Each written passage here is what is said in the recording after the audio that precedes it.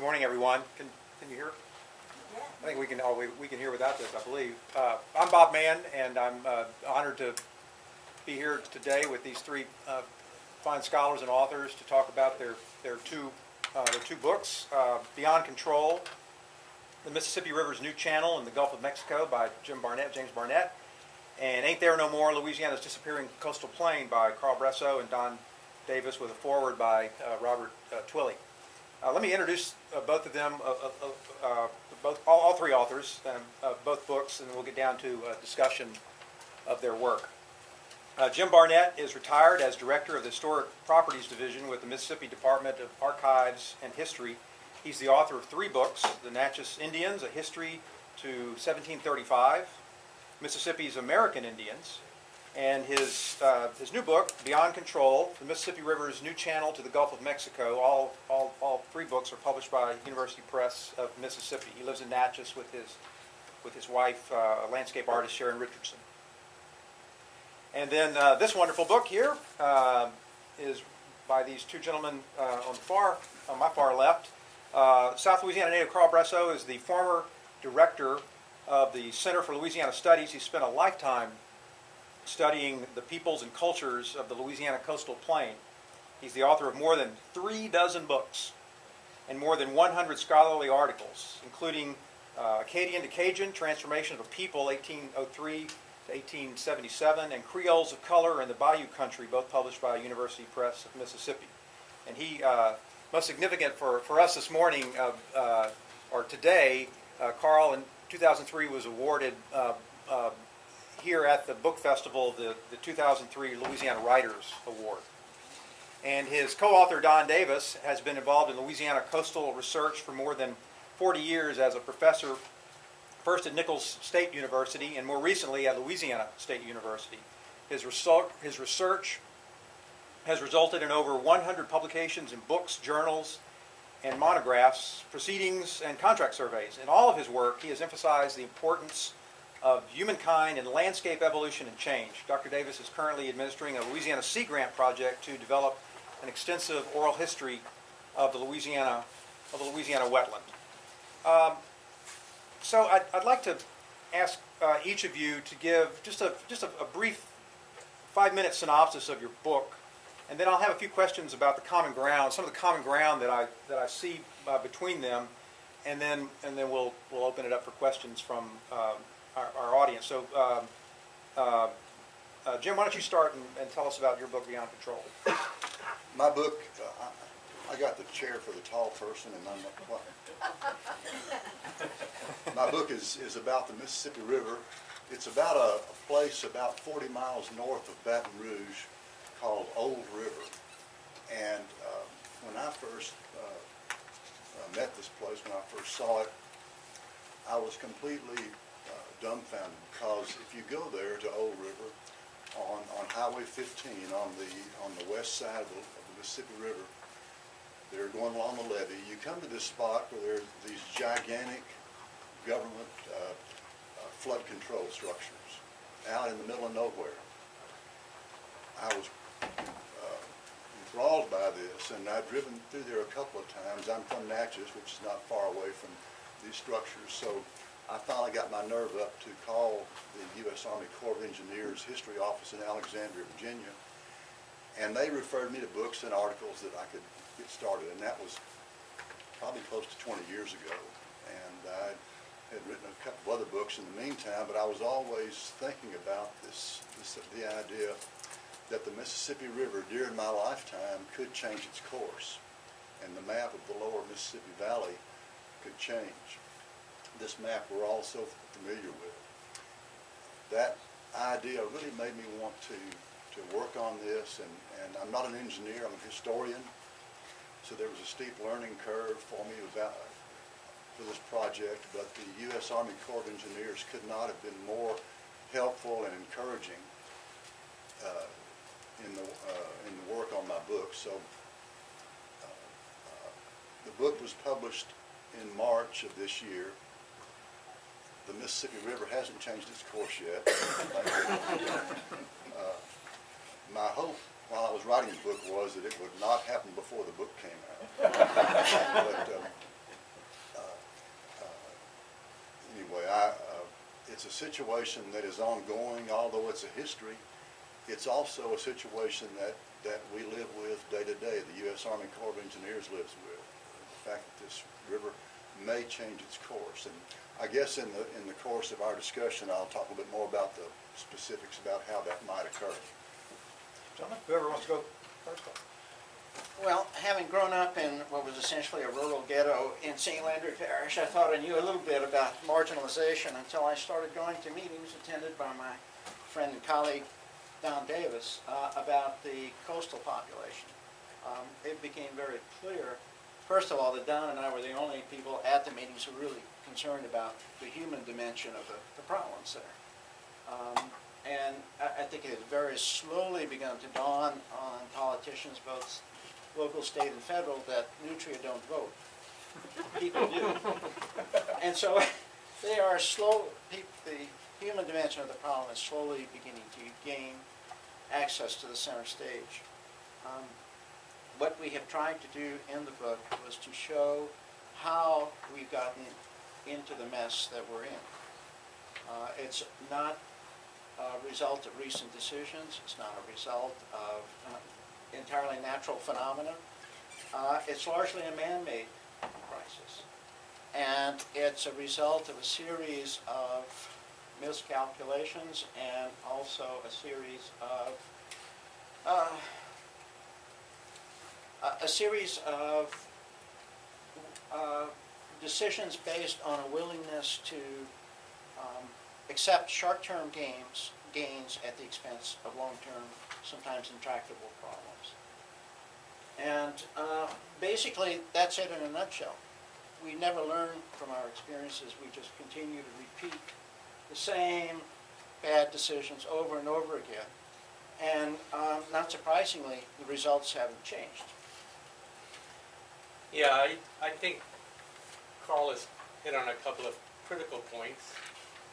I'm an alien to this audience. I grew up in California, and I'm not afraid to say that. However, I've spent nearly 50 years in Louisiana, and when I arrived in this state, it occurred to me that we are more than simply Acadie, and people are the backbone of Louisiana. Carl likes to point out that he looks at a telescope through one end. I look at it as cultural geography from the other, and we cross and have mutual interests. But because of our trajectories in learning, we've expanded both our knowledge bases. Consequently, we've taken an approach that people do matter. It's always intriguing to me to listen to policymakers quickly point out culture but don't have a clue. Indeed, they often proclaim that we're doing a project because of the culture and don't have a clue. They will quickly talk about a control structure and what it will benefit and never ask the people. Carl restructured something I like to say, sediments don't vote, but they indeed become an integral part how we approach solving a critical problem. We both agree that if we were looking at New York State, we would not have a problem. Do you ever feel like you're a third-class citizen? When you look at coastal Louisiana, many people do because they're always asked at the end. We've been involved in discussions with folks. We point out to them. We run the back roads of Louisiana. We say hello to people. We have learned quickly that if I come into your house, although the accountants at LSU don't know how to put it on the books, we're bringing dessert. Now, I can look at this audience pretty carefully and pretty much bet that that's what your mamas did. Right? We bring dessert. We always try to be a guest, never a pest. But in so doing, we've been able to open doors, better assess local ideas, but we're academics. Hate to say this, in some way we're the enemy. Consequently, it never moves from our burner to the front burner unless it's an afterthought. So ain't there no more. Listen to the words carefully. We've tried to summarize and articulate not just our peers know us, but to you folks. As my daddy always told me, the folks the same as the people.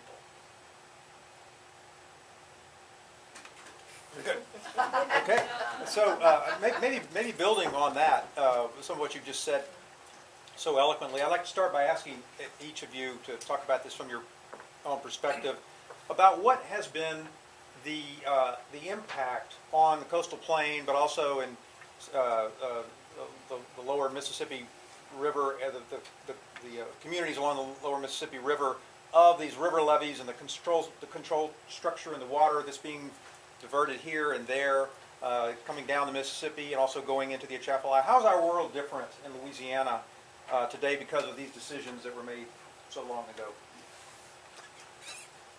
Yeah, why don't you go?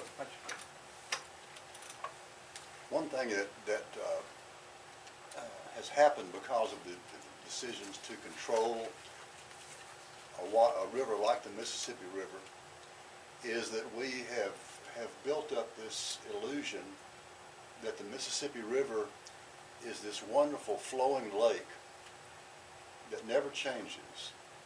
And if we go to stand beside the river at New Orleans tomorrow and then come back 20 years from now, it'll still be right there where we saw it.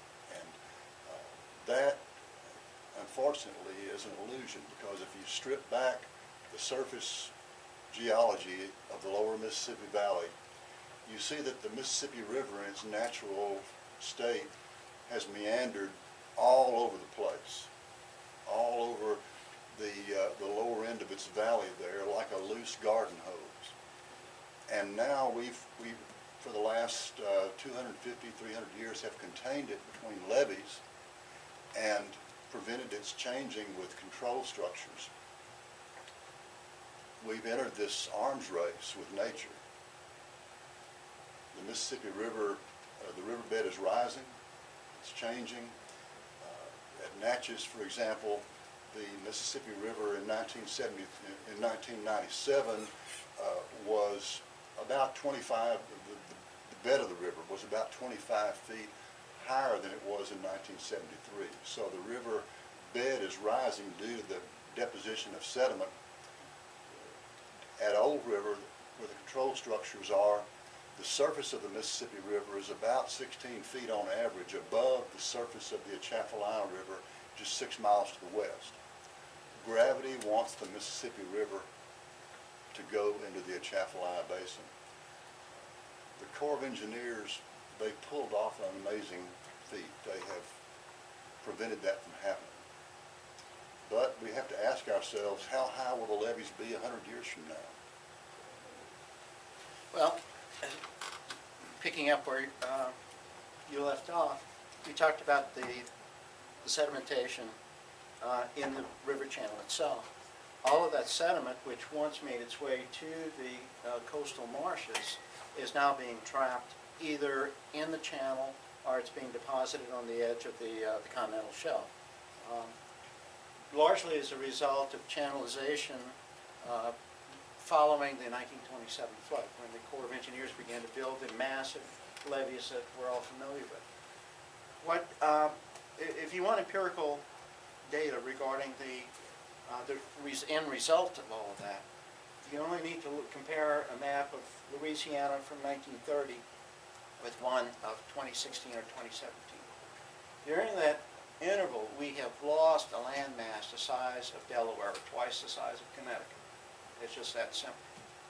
And the erosion process is ever accelerating. Yeah, in 1969 to 1972, I worked with Woody Gagliano on the first comprehensive study of coastal land laws in the state of Louisiana, largely as a result of Lyndon Johnson wanting to know if we could redirect the Mississippi to West Texas. Fortunately, it did not happen. But that report showed we were losing 16.5 5 square miles of land area a year. I subsequently started talking and giving lectures where I was employed at Nichols State University in the heart of the area losing land. I pointed this out to a faculty member who was a Kadit and grew up in the area. He called me a liar. Now, I don't know where you folks grew up. That's not taken lightly where I grew up. I swallowed my pride and accepted it. I walked across campus and sat down and said, what are we doing wrong? People just don't believe it. 50 years later, almost, we're still trying to get it right. It is a critical issue. And when you talk about resiliency, resiliency is tattooed to the region's cultural soul. Carl, his daughter, granddaughter, he'll correct me and should, are the 11th generation to live no more than 50 miles from the original homestead. I love this man to death. He's my partner. But I have to think about that hard. 11 people living in the same... I grew up in California. You can't find anybody who lived more than 5 years someplace. You accept it. You shouldn't. You have to understand. It's one of the areas, editors don't like this word, but I do, that makes this area unique. And all we're trying to do is open the pages. So you accept the fact that we have a real issue. And it's not just sediments, it's people. Because when we go and talk to folks, and you've lived on the same piece of real estate for 150 years, and somebody who comes from this building in a cubicle tells you got to move, not a wise thing to say. But they're not asked to talk about their land. We like to remind people that when you look at coastal Louisiana, it's made up of sandboxes. Parcels of land owned by the same family for 100 years. I think they know the sandbox. We won't use any government agencies, but one agency was planting 45,000 plants. Restore the wetlands. They all died. Local folks said, we could have told them. And I'm sure there's other stories we haven't encountered. So what we've done is try to peel back and point out to you this is a region that has its own geographic personality. Its regional soul is not trivial. I can't look at Carl Brasseaux and say, I'm 11th generation, but I can sure appreciate his culture. Do either of you believe that the resistance that you're talking about, to what extent does it have to do with people perceiving this as an attack on various industries that have, the oil industry and other industries that operate in the coastal plain, and the assigning blame as opposed to accepting the reality of what's happening? I think that's part of the equation. In fact, if you look at a study, 2016 study done by Yale University, you'll see that one of the highest concentrations of climate change deniers is located in those areas that are most heavily impacted by the oil industry in South Louisiana. But I think also you can't ignore the fact that people in these vulnerable areas recognize that they may very well have to relocate. And the trauma of that is hard to articulate to people who've never lived in South Louisiana, which has, according to the 2010 census, the most sedentary society in the United States. Don and I interviewed some folks in the Abbeville region, a familiar parish. And during the course of the interview, we simply happened to mention to the interviewee that there was an enormous pad going up. Obviously a house was being built next door. And the interviewee said, oh yes, it's my daughter, she's moving here. She's divorcing her husband. She married a guy from Henry, which is less than 6 miles away. Their house had been flooded 3 times between 2005 and 2010. And she said, I just can't take this anymore, so I'm she offered her husband to come live next door to her mother-in-law, to his mother-in-law, and he refused. He said, the place is just too different. I can't live there. I can't live there. And for people who have never lived in a sedentary society like South Louisiana, it's very difficult for them to understand. But I think this is a natural response to that threat. We're just simply going to pretend, at least publicly, that we're okay. Yeah, it's unfortunately people laugh because it's reality. We've interviewed a family where the mother's son, who lived right next door to her, the other side was her daughter, across the street was their uncle, down the street was their uncle, and you almost needed a key to get into the community. Her son was moving from Chack Bay, if you know where it is, to Thibodaux. She cried for a week. I know that lady personally. We've interviewed her mother. You heard. Explain that to the governor. Explain that to people who have never driven the back roads of Louisiana, who've never sat in a bar as a graduate student, and every guy that walked in said, "Give the college student another beer. You can only have so much in front of you. You consume them all, then try to drive back to Avery Island. And you learn." And I'm not from here. My back name is Davis. All of them were outlaws. My mama can't make a roux, and I'm not Catholic. I'm in trouble. But I did okay. So what we're pointing out to you is that unless you're there, you don't know it. Unless you walk the walk, you can't talk the talk. We're very fortunate. Between the two of us, we have about 100 years. I hate being in my office. I do. I hate it. Let me get in a car. We'll figure it out. Carl and colleagues wrote a really fine book that dealt with cooking styles. And in that, they point out one of the really unique aspects of coastal Louisiana. If you want to find good food, find a filling station. There's always a plate lunch. Oh, it'll add calories in a heartbeat.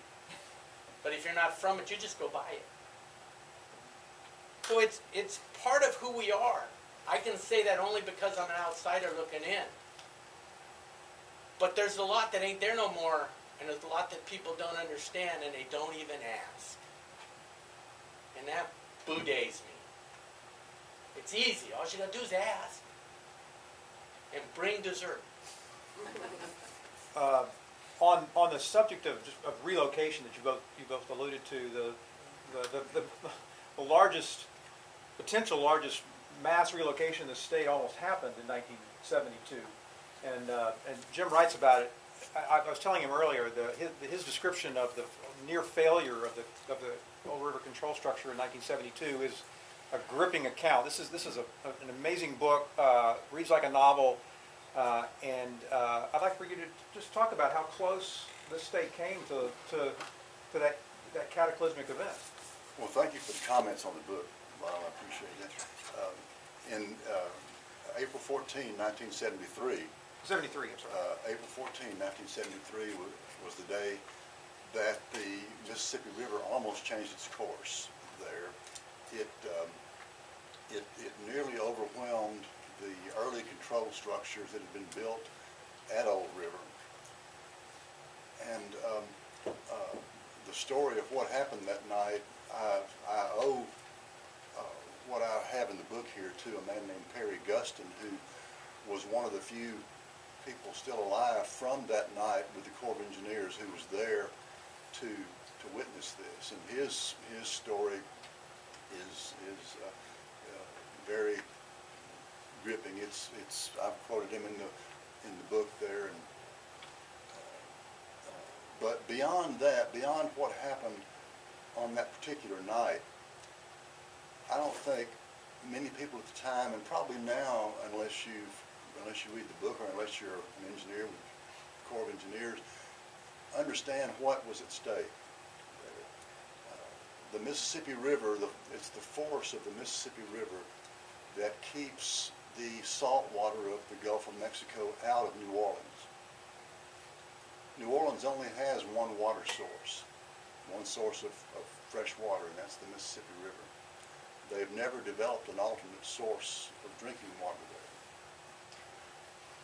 there. If the Mississippi River were to change its course and go down the Atchafalaya, even, well today, because of the Corps of Engineers structures there, 30% of the Mississippi River goes down the Atchafalaya Basin, 70% goes past New Orleans. If that were to reverse and 30% go down toward New Orleans, that would not be enough force to keep the Gulf of Mexico out of the city's water supply. New Orleans would be in serious trouble, in a hurry. On the other side, there in the Atchafalaya Basin, lots of people live there in the floodway. And there are two floodways over there, the West Floodway and the Morganza Floodway. The Morganza Floodway was developed and no one is allowed to live in it, and it's been used quite a bit there to divert floods. The West Floodway, people live there. If you drive down there through it, beautiful farming country, lovely farms and houses and people living there, but they're living in a floodway that one day could be used by the Corps of Engineers to divert water away from New Orleans. If the Mississippi River comes there, it would be worse than the 1927 flood. Also, the Atchafalaya Basin is crisscrossed by hundreds of gas and oil pipelines that take stuff from Houston across the basin there and distribute it up to the East Coast and on up the Northeast there. Those would all be wiped out. Now, I don't want to talk too much here, but 3 professors from LSU after the 1973 flood wrote a report on how New Orleans and how the lower Mississippi Valley and the Atchafalaya Basin what can take place to prevent or to change a catastrophe into an inconvenience. Their suggestions were very clear and really they probably should have been acted on. They weren't. None of them were. But so today we're still vulnerable to this cataclysmic event that I'm convinced it will come.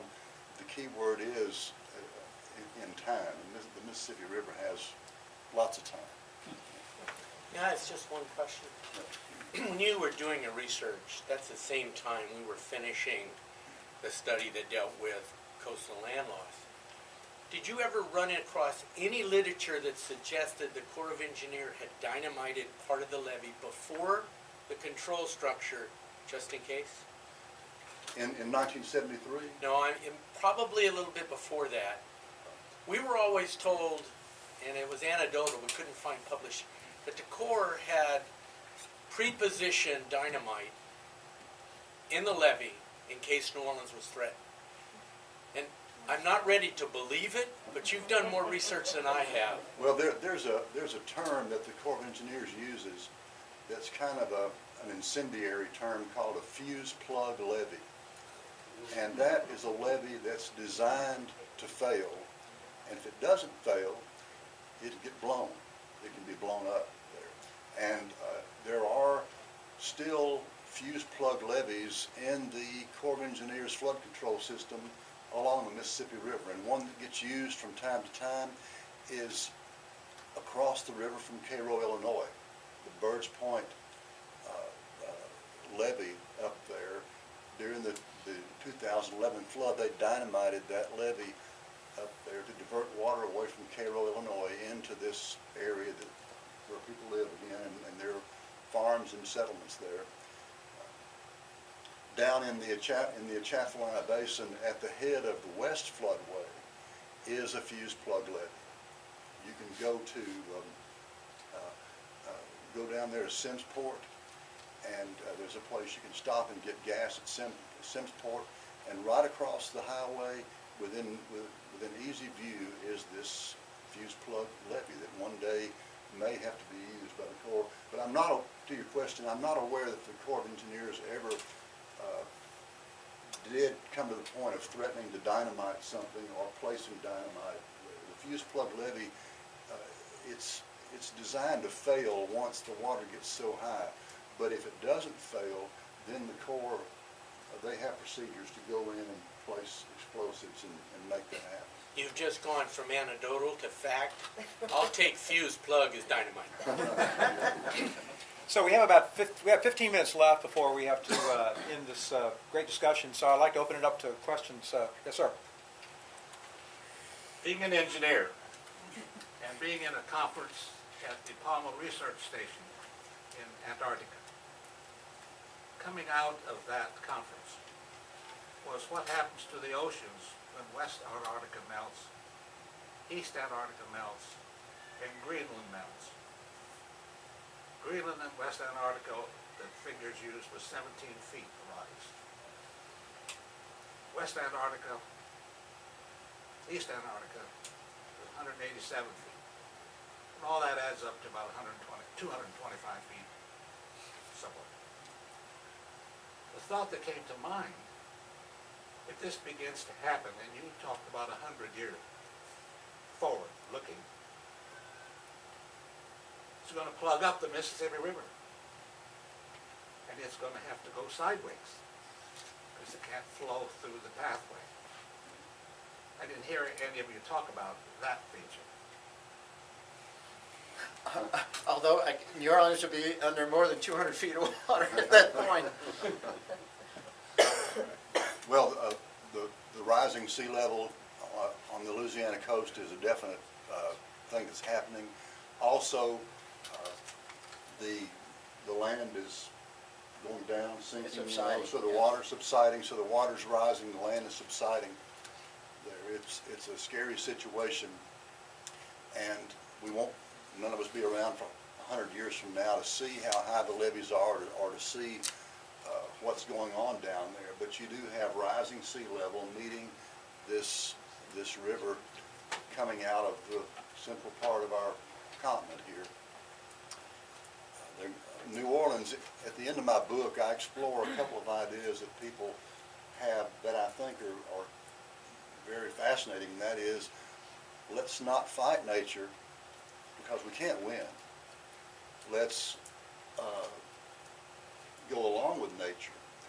But that means something very catastrophic in itself, and that means moving New Orleans. New Orleans is in a bad place. It's a great place for a fishing camp. It's a horrible place for a major U.S. city. I don't know if you've seen the projections for 2100, but based on current trends, you're looking at New Iberia essentially being a coastal town. On the east side of the basin, probably Gonzales. And the projection is that there will be, because of the $1 trillion+ investment in petrochemical plants along the Mississippi River, that there will be a peninsula extending from the Gonzales area out to New Orleans, assuming they can build levees and sustain them that high, and basically a coastal, waterfront environment. There is a difference in how one looks at these situations. If you go to Japan, this issue is a national policy. It's not local or regional, national. The Japanese have spent as much as $2 million a kilometer to preserve one island with 26 families that only come half a year. That's the commitment. We can go to Holland and we all know that. So it's a question of where your priorities are. If you're an engineer, you've got enough money to figure it out. But the bottom line is money. Japanese do it, the Dutch do it. And with the numbers you're looking at, the New York subway system will be underwater. That's only one of the infrastructure issues. We've already seen what took place in Puerto Rico. That's just something that you need to think about for the future.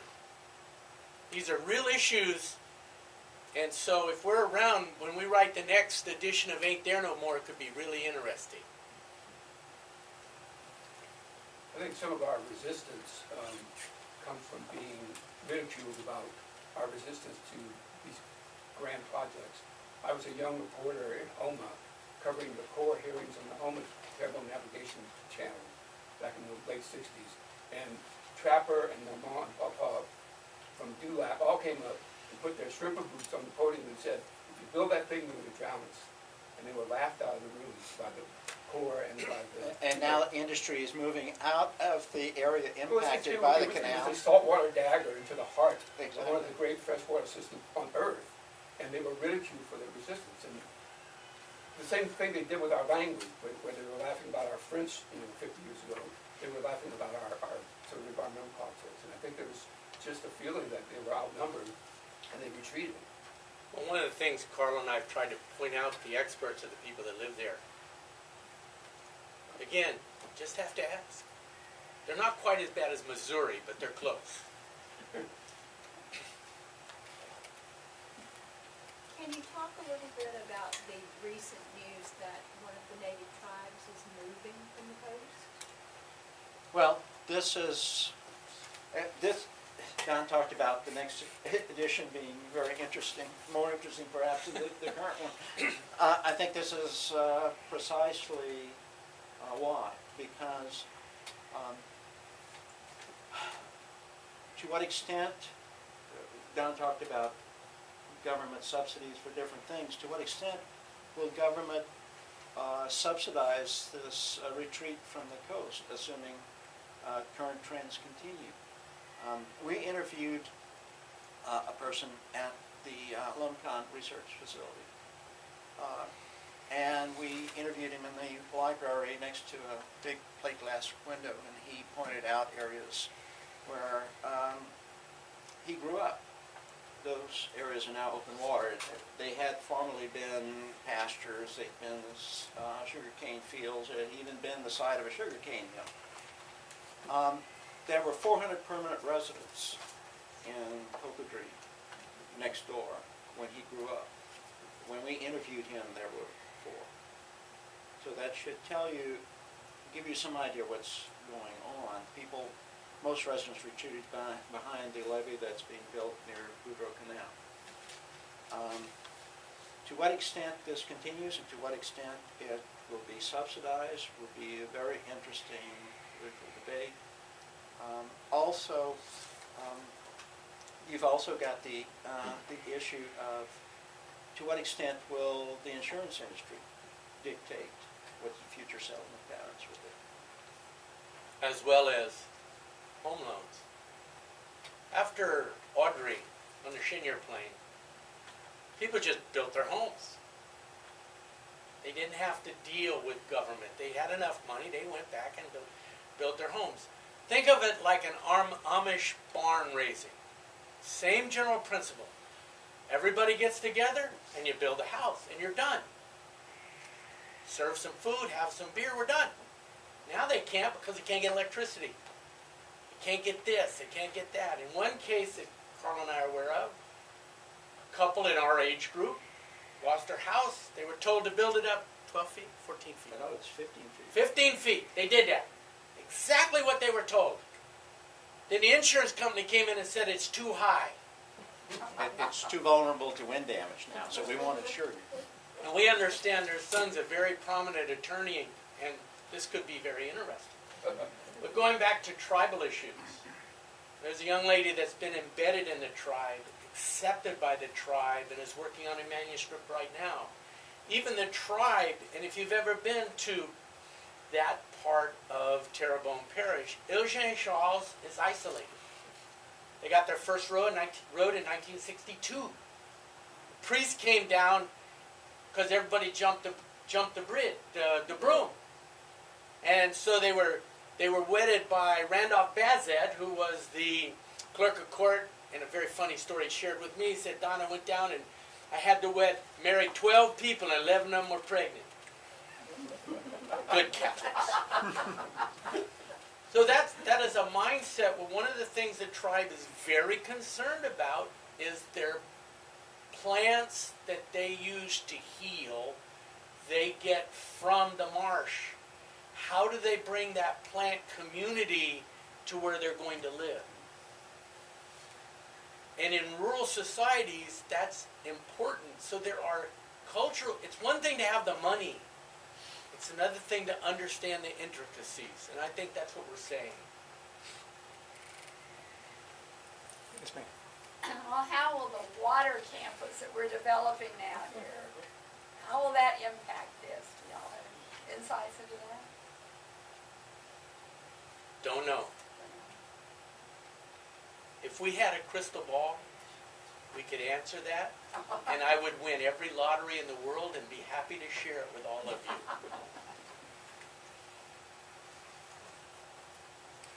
So we've got just about 4 minutes left, so I'd like to just ask both of you, all three of you, to just give us your quick summary of what you'd like to leave us with, and then we'll wrap it up. Start, John? Well, it's the lesson I think we're talking about here, in that we've handled things on a short-term basis for short-term goals, and we've been very successful at that. But the forces at work in the world, the Mississippi River, the Gulf of Mexico, they work on a longer timetable, and we're going to have to come to terms. No, I agree entirely. In fact, in a nutshell, I'll just say ditto, because that basically, that mentality is what has brought us to this point. Can't agree more, other than the general mentality of the people that we deal with is don't give up. Plain and simple. You would never have a coach tell you to quit with 2 minutes left. If you want to find out, check the Raiders. 2 touchdowns down, win. Never. But it's like it's okay for us. We're just going to give up. Sorry, it's not in my DNA. But people aren't learning from their experiences. Thank you, all three of you, for a great discussion. Wonderful books. Hope you'll go check them out. They'll be at the tent in about 20 minutes, selling and signing copies of their wonderful books. So I hope you'll take advantage of that. But let's thank them for this great discussion.